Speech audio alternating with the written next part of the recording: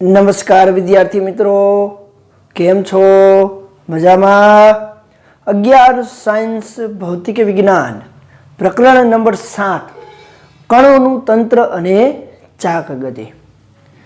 Last 26मा लेक्चरनी अंदर आपणे उदाहरणना दाखलाओनी चर्चा करेली छे। हवे आपणे आजना 27मा लेक्चरनी अंदर स्वाध्यायना दाखलाओने आपणे जोवाना छे। विद्यार्थी मित्रों, जो तमे नोट, पेन, केल्क्युलेटर गणतरी करवा माटे अने आकृति व्यवस्थित दौरवा माटे जो तमे पेन्सिल ने तमारी सामग्री साधन सामग्रीओ न लीधी होय तो विडियो पॉज करी अने पेला लई लेजो, जेथी मारी साथे साथे तमे गणतरी करता शीखो। चाल, तो आजे आपणे स्वाध्यायना दाखलाओनी शरूआत करीए छीए। अमुक स्वाध्यायना दाखलाओ हूँ तमने जेम जेम आगळ आवशे एम हूँ तमने होमवर्क में आपतो जईश, जे तमारे घरेथी करवाना छे। न आवडे तो मारो पर्सनल संपर्क करी अने मारी पासेथी शीखी शको छो। चाल, तो आजे आपणे जोईए स्वाध्यायना दाखलानी शरूआतमां स्वाध्यायनो पहेलो दाखलो। शुं कहे छे जो? आम तो जो स्वाध्यायनो पहेलो दाखलो मैं थियोरीनी अंदर करावी ज नाख्यो छे એટલે અહીંયા કરાવવાની જરૂર નથી, છતાં હું રકમ વાંચીને સંભળાવું છું જેથી તમને યાદ આવે। સ્વાધ્યાયનો પહેલો દાખલો 7.1 એક સમાન દળ ઘનતા ધરાવતા ગોળો, નળાકાર, રીંગ અને સમઘનના આકાર આ દરેક પદાર્થના દ્રવ્યમાન કેન્દ્રના સ્થાન જણાવો। શું પદાર્થનું દ્રવ્યમાન કેન્દ્ર પદાર્થની અંદરના ભાગમાં જ હોય તેવું જરૂરી છે? એવો પ્રશ્ન પૂછ્યો। તો જુઓ જોઈ, આપણે આ તમામે દ્રવ્યમાન કેન્દ્ર આકૃતિ સહિત આપણે જણાવેલા છે। જો તમે વ્યવસ્થિત એ ન જોયા હોય તો આપણા લેક્ચર્સની અંદર આગળ જ આપેલું છે, જોઈ લેજો। રેડી? એટલે કે गोळानुं द्रव्यमान केंद्र आपणे जोई ज गया छीए, छतां हुं अहींया फटोफट तमने दर्शावी दઉં। स्वाध्यायनो 7.1 पहेलो दाखलो, गोळानुं द्रव्यमान केंद्र એટલે गोळो समघन आखो नक्कर गोळो होय तो एवा नक्कर गोळानुं द्रव्यमान केंद्र एना भौमितिक केंद्र पर होय। એટલે કે નક્કર ગોળાનું દ્રવ્યમાન કેન્દ્ર જ્યાં હોય ત્યાં એને દ્રવ્યમાન હોય છે। હવે વાત કરીએ નળાકારની, तो नळाकारનું દ્રવ્યમાન કેન્દ્ર પણ આપણે જોઈ ગયા છીએ। તો કે એ નળાકારનું દ્રવ્યમાન કેન્દ્ર એની ભૌમિતિક અક્ષ પર મધ્ય બિંદુએ હોય। રીંગનું દ્રવ્યમાન કેન્દ્રની વાત કરીએ તો રીંગનું દ્રવ્યમાન કેન્દ્ર પણ એને કેન્દ્રમાંથી પસાર થતી અક્ષ પર હશે। તો જુઓ જોઈએ, આના ઉપરથી પ્રશ્નનો જવાબ તમને મળે કે દ્રવ્યમાન કેન્દ્ર પાસે દ્રવ્યમાન હોય જ એવું જરૂરી નથી, કેમ કે રીંગનું દ્રવ્યમાન તો અહીંયા હોય, રીંગ પાસે દળ તો અહીંયા હોય, જેમ કે કડું હોય, ગર્લ્સ છે એ બેંગલ્સ પહેરતી હોય, બંગડીઓ, તો એની પાસે દ્રવ્યમાન અહીંયા હોય પણ એનું દ્રવ્યમાન કેન્દ્ર તો અહીંયા છે કે જ્યાં દ્રવ્યમાન નથી, જેની ડિટેલમાં ચર્ચા આપણે લેક્ચરમાં કરેલી છે। એટલા માટે અહીંયા હું તમને કંઈ લખાવતો નથી, તમે એમાંથી વ્યવસ્થિત લખી શકો છો। રેડી? तो आ छे स्वाध्यायनो पहेलो दाखलो, जेनी चर्चा आपणे आगळ करी लीधी छे, એટલા માટે અહીંયા હું કરાવતો નથી। ચાલો, સ્વાધ્યાયનો બીજો દાખલો 7.2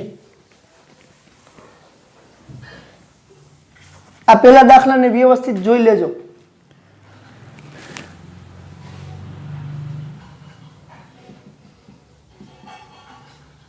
બીજો દાખલો શું કહે છે જો? HCl અણુમાં બે પરમાણુઓના ન્યુક્લિયસ વચ્ચેનું અંતર લગભગ 1.27 એંગસ્ટ્રોમ જેટલું છે। બે પરમાણુઓ વચ્ચેનું અંતર આપણે આપ્યું છે R બરાબર 1.27 એંગસ્ટ્રોમ, 1.27 એંગસ્ટ્રોમ જેટલું છે। અને 1 એંગસ્ટ્રોમ બરાબર 10⁻10 મીટર, જે આપને ખબર છે। ક્લોરીન અણુ એ હાઇડ્રોજન પરમાણુથી લગભગ 35.5 ગણો દળદાર છે. ક્લોરીન અણુ એ હાઇડ્રોજન અણુ કરતા, તો પેલા હું અહીંયા ધારી લઉં, ધારો કે હાઇડ્રોજનનું દળ m છે, m કિલોગ્રામ અથવા m છે, તો ક્લોરીનનું દળ Cl નું દળ આના કરતા 35 ગણું 35.5 m થાય, જે આપણે આપ્યું છે. અને આ અણુનું લગભગ તમામ દળ તેના ન્યુક્લિયસમાં કેન્દ્રિત છે તેમ આપેલું છે. તો અણુના સેન્ટર ઓફ માસનું એટલે કે દ્રવ્યમાન કેન્દ્રનું આશરે સ્થાન ક્યાં અને કેટલે હશે? ચાલો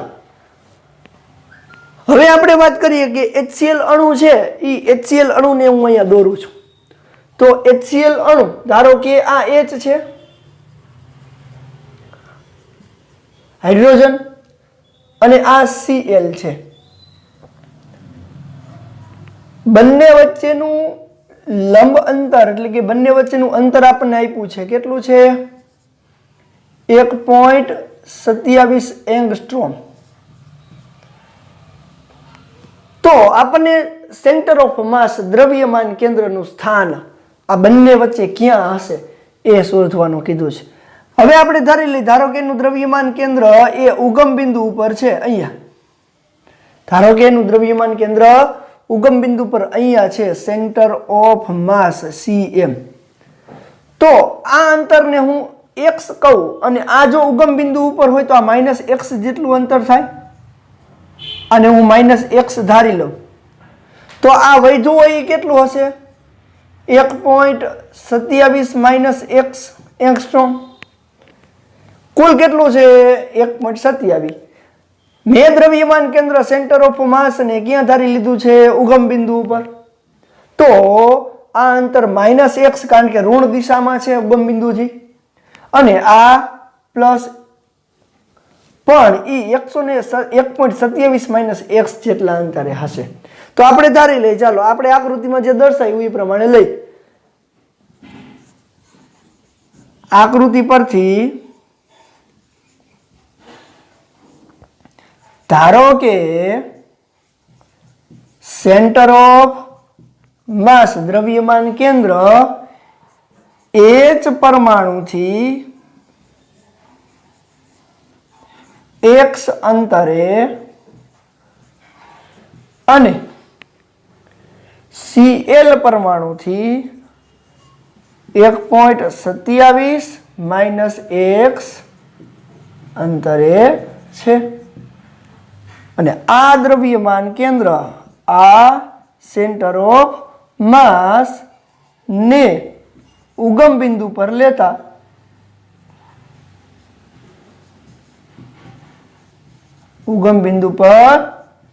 લેતા સેન્ટર ઓફ માસ એટલે xCm = 0 ગણાય, કારણ કે ઉગમ બિંદુ ઉપર છે, 0 0 આમ થશે.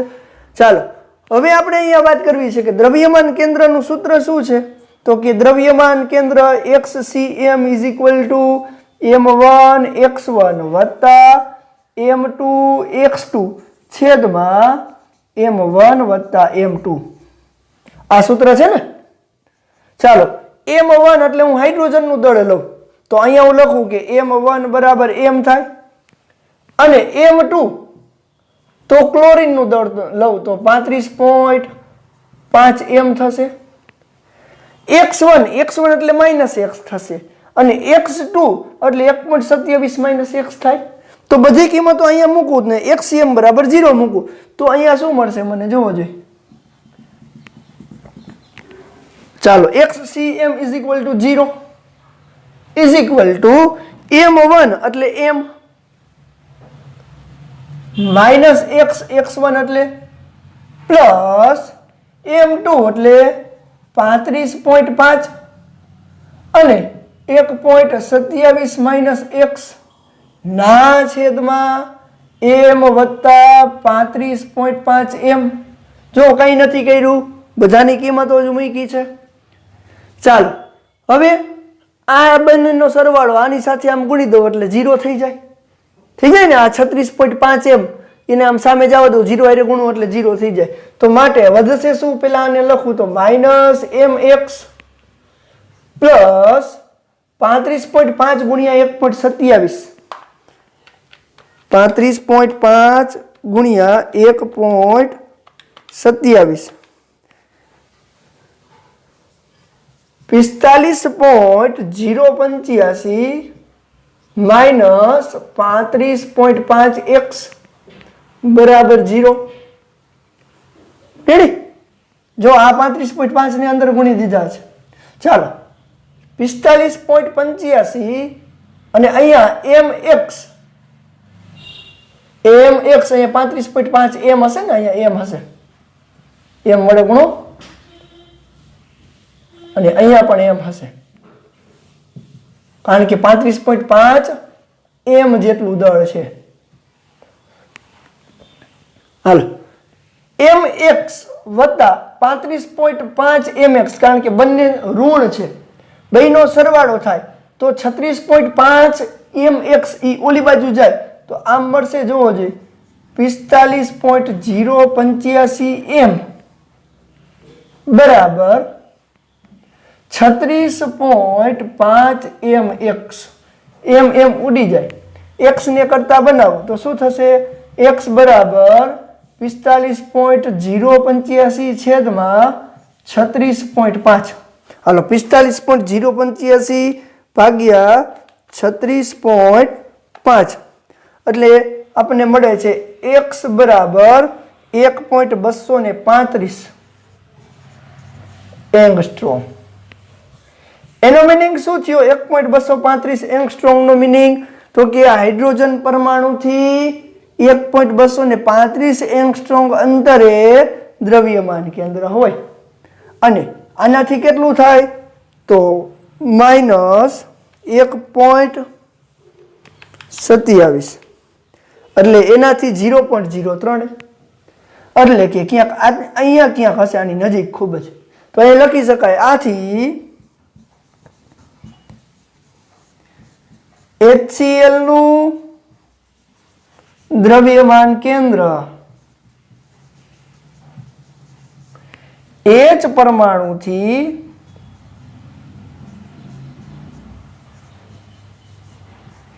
1.235 એંગસ્ટ્રોમ અંતરે હશે.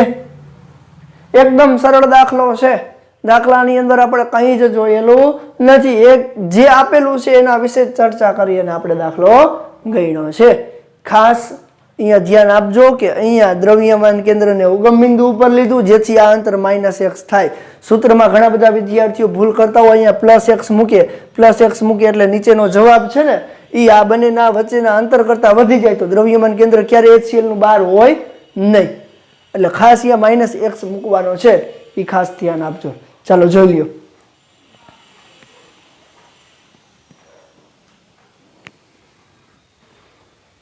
સ્ક્રીનશોટ લઈ લેજો.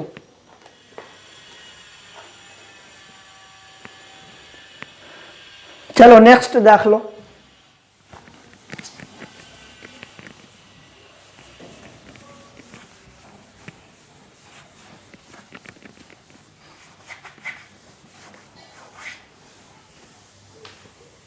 દાખલા નંબર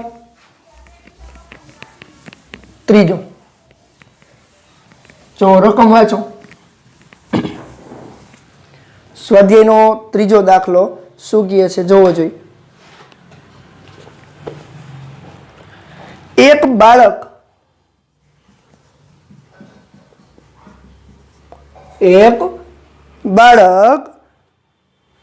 લાંબી ટ્રોલીમાં એક છેડે સ્થિર બેઠો છે. લાંબી ટ્રોલીમાં એક છેડે સ્થિર બેઠો છે, જે એક લીસી સમક્ષિતિજ સપાટી પર એક નિયમિત v ઝડપથી આગળ વધી રહી છે. ઉદાહરણ તરીકે કોઈ એક લાંબી ટ્રોલી છે, રેડી? આ ટ્રોલીના નીચે પડ્યા અને ઈ આ દિશામાં v જેટલી ઝડપથી જાય છે, અને અહીંયા કોઈ એક બાળક બેઠેલું છે. પછી આપણે શું કીધું, જો આ બાળક ટ્રોલી પર ઊભો થઈ અને કોઈ પણ રીતે દોડે તો ટ્રોલી વત્તા બાળકનું દ્રવ્યમાન કેન્દ્ર એટલે કે સેન્ટર ઓફ માસની ઝડપ કેટલી થાય? હવે આ બાળક અહીંયાથી ઊભું થઈને આ દિશામાં દોડવા માંડે અથવા એ ઊભું થઈ અને અહીંયા કૂદકા મારવા માંડે તો આ ટ્રોલીનું દ્રવ્યમાન કેન્દ્ર તો અહીંયા હોય, એની ભૌમિતિક અક્ષ ઉપર તો આમ જ જાય છે. તો બાળક અને ટ્રોલીથી આખું એક તંત્ર બને. જોવો જોઈએ તો કે અહીં બાળક બેઠું હોય ત્યારે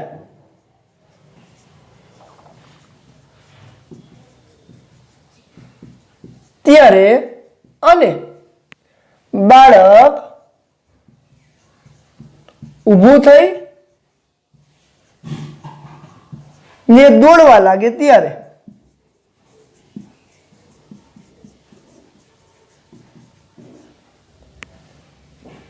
ટ્રોલીનું દ્રવ્યમાન કેન્દ્ર એટલે કે તંત્રનું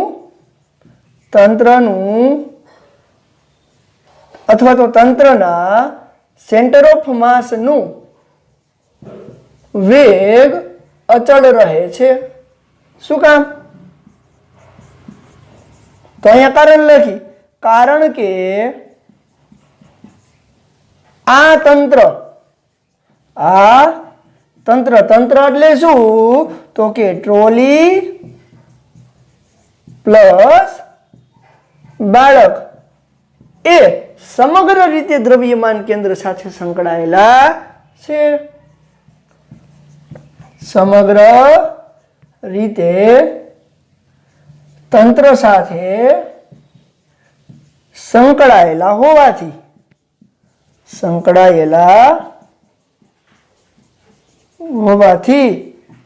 તેના સેન્ટર ઓફ માસમાં કોઈ ફેરફાર થશે નહીં. તો યાદ કરવો જોઈએ આ કેના જેવું ઉદાહરણ થયું તો કે કોઈ રાસાયણિક બોમ્બ વિસ્ફોટ અનુભવે છે એ દરમિયાન પ્રક્ષિપ્ત ગતિ કરતો તો યાદ કરો આ આકૃતિ અહીંયા પહોંચે છે ત્યારે એનું દ્રવ્યમાન કેન્દ્ર આ દિશામાં જાય છે, ત્યાંથી વિસ્ફોટ થઈ જાય તો પણ દ્રવ્યમાન કેન્દ્ર તો આ જ દિશામાં આગળ વધે છે. એટલે કે કણોનું બનેલું તંત્ર આંતરિક પ્રક્રિયાથી કોઈ પણ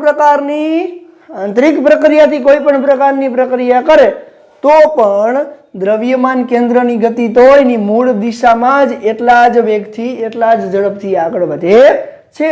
તો અહીંયા જોવો જોઈએ બાળક છે એની આંતરિક પ્રક્રિયા કરે છે. આંતરિક એટલે આ તંત્રની પ્રક્રિયા.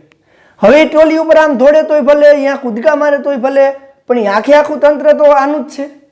એટલા માટે ટ્રોલીની દિશામાં જ જે દિશામાં એનો વેગ હતો એ જ દિશામાં એ સેન્ટર ઓફ માસ એટલે કે દ્રવ્યમાન કેન્દ્રની ગતિમાં કોઈ પણ પ્રકારનો ફેરફાર થશે નહીં. રેડી? એકદમ સરળ છે. આવું એમસીક્યુ ની અંદર પૂછાઈ શકે, આવડે એવું છે. ચાલો જોઈ લેજો. નેક્સ્ટ સ્વાધ્યાયનો ચોથો દાખલો.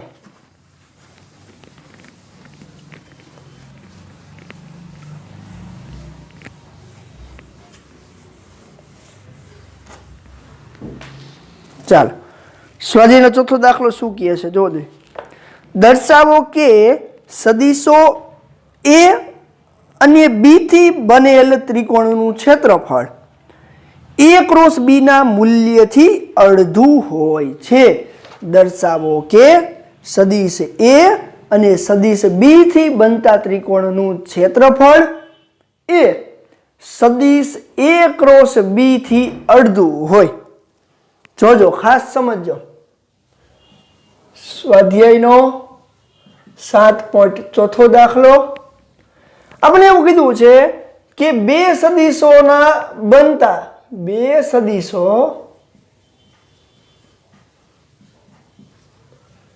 a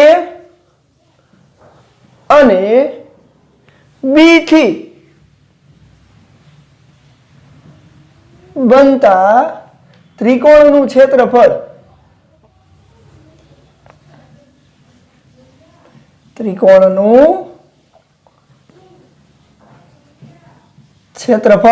કોના કરતા અડધું હોય સદિશ એ ક્રોસ સદિશ બી કરતા અડધું હોય એવું આપણે સાબિત કરવાનું છે ખાસ. હવે આના માટે આપણે એક આકૃતિ દોરીએ. ચાલો, ધારો કે કોઈ એક બિંદુને અનુલક્ષીને બે સદિશો આપણે લઈએ. ધારો કે એક સદિશ આ છે અને બીજો સદિશ આ છે. ચાલો, ઈ ઓ બિંદુને અનુલક્ષીને હું લઉં તો ઓ થી એ ની દિશામાંનો સદિશ હું લઉં છું સદિશ એ. ઓ થી બી ની દિશામાંનો સદિશ લઉં છું સદિશ બી. ચાલો, બે સદિશો આપણે લીધા. હવે આ બે સદિશ વચ્ચેનો ખૂણો હું થીટા ધારી લઉં. તો જોવો જોઈએ આકૃતિ પરથી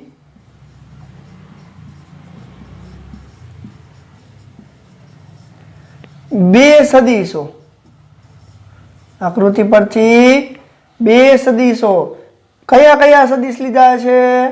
સદિશ ઓ એ બરાબર એ સદિશ અને સદિશ ઓ બી બરાબર બી સદિશ વચ્ચેનો ખૂણો ધારો કે થીટા છે. ચાલો, જો હવે બે સદિશ વચ્ચેનો ખૂણો થીટા હોય તો આપણે સદિશોના કેવા ગુણાકાર વિશે આપણે ભણી ગયા છીએ? તો કે સદિશોના સદિશ ગુણાકાર, બે સદિશોના સદિશ ગુણાકાર વિશે ભણી ગયા. ચાલો, તો અહીંયા હું સદિશ બી થી સદિશ એ પરનો પ્રક્ષેપ દોરું અને અહીંયા હું આખો ત્રિકોણ એક રચું પહેલા. રેડી? તો ચાલો, ત્રિકોણ ઓ એ બી નું મારે ક્ષેત્રફળ જોઈએ અથવા ત્રિકોણ ઓ બી એ નું ક્ષેત્રફળ જોઈએ તો મારી પાસે પાયો ગુણ્યા વેધ હોવું જોઈએ. પાયો ગુણ્યા વેધ હોવું જોઈએ. તો પહેલા તો હું એમ કરું કે ચાલો આ બંને સદિશો વચ્ચેનો ખૂણો થીટા હોય તો હું આમ લખી શકું કે સદિશ એ ક્રોસ સદિશ બી બરાબર એ બી સાઇન થીટા. આને હું સમીકરણ નંબર 1 આપી શકું. હવે જોવો જોઈએ તો કે આકૃતિ પરથી ત્રિકોણ ઓ એ બી ના ક્ષેત્રફળ માટે આકૃતિ પરથી ત્રિકોણ ઓ એ બી ના ક્ષેત્રફળ માટે સદિશ એ પર સદિશ બી નો પ્રક્ષેપ લેતા સદિશ એ પર સદિશ બી નો પ્રક્ષેપ લેતા. હાલો, એનો પ્રક્ષેપ લેવો એટલે શું? તો કે એના ઉપર આ ડી બિંદુએ લંબ દોર્યો. તો જોવો જોઈએ બીડી એ ઓ એ પરનો લંબ ગણાશે. તો આ જે અંતર છે ઓડી સોરી બીડી એ આપણે કેવી રીતે શોધી શકીએ? તો અહીંયા કહી શકાય આથી બીડી લંબ ઓ એ થાય. હવે જોવો જોઈએ તો અહીંયા મારે બીડી એટલે કે અહીંયા જે વેધ છે એ જોતો હોય તો વેધ મારે જોતો હોય તો હું શું કરીશ? અહીંયા થીટા ખૂણો છે સાઇન થીટા બરાબર સાબા છેદમાં કર્ણ માટે અહીં સાઇન થીટા બરાબર સામેની બાજુ એટલે બીડી છેદમાં કર્ણ એટલે બી સદિશ થાય. તો અહીંયા બી સદિશનું મૂલ્ય લઉં તો ચાલો બીડી છેદમાં બી થાય માટે BD is equal to B sine theta. ચાલો, આટલી વેલ્યુ કેટલી થઈ? બી સાઇન થીટા થઈ. હાલો, બી સાઇન થીટા મળી ગયું. તો ત્રિકોણ ઓ એ બી નું ક્ષેત્રફળ એ લખી શકું. આથી ત્રિકોણ ઓ એ બી નું ક્ષેત્રફળ બરાબર 1/2 પાયો ગુણ્યા વેધ. હાલો, 1/2 પાયો એટલે સદિશ ઓ એ નું મૂલ્ય એટલે ઓ એ ગુણ્યા એના ઉપરનો વેધ એટલે બીડી.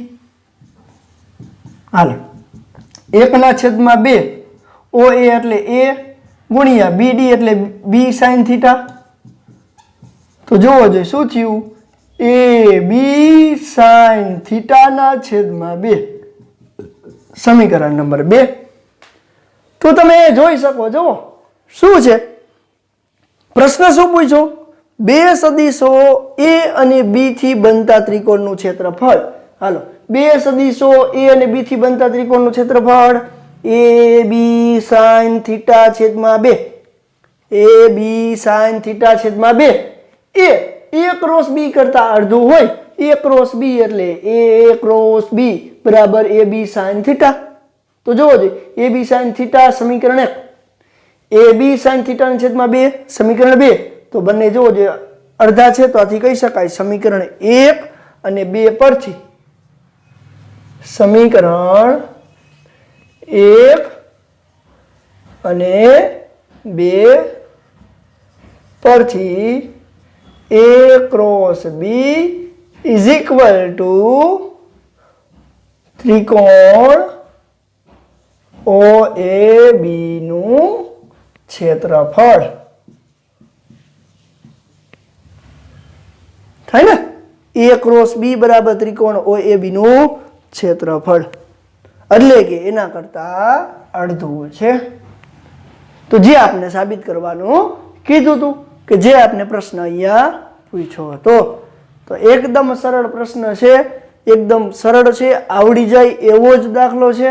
હવે આવા દાખલા છે ને એ સાબિતી માટે અને એના સૂત્ર છે એ આપણા માટે MCQ માટે ખૂબ જ અગત્યના થાય. હવે જ્યારે આવા પ્રકારના MCQ પૂછાતા હોય ને ત્યારે આપણે આ સંબંધ સીધો સમીકરણ 2 નો સંબંધ છે એ આપણે એના ક્ષેત્રફળ શોધવા માટે ખૂબ જ ઉપયોગી નીવડે. તો ખાસ જોજો એના સૂત્ર, કારણ કે બંને સૂત્રો છે એની સરખામણી જ આપણે અહીંયા કરેલી છે. જોઈ લઈએ ચાલો.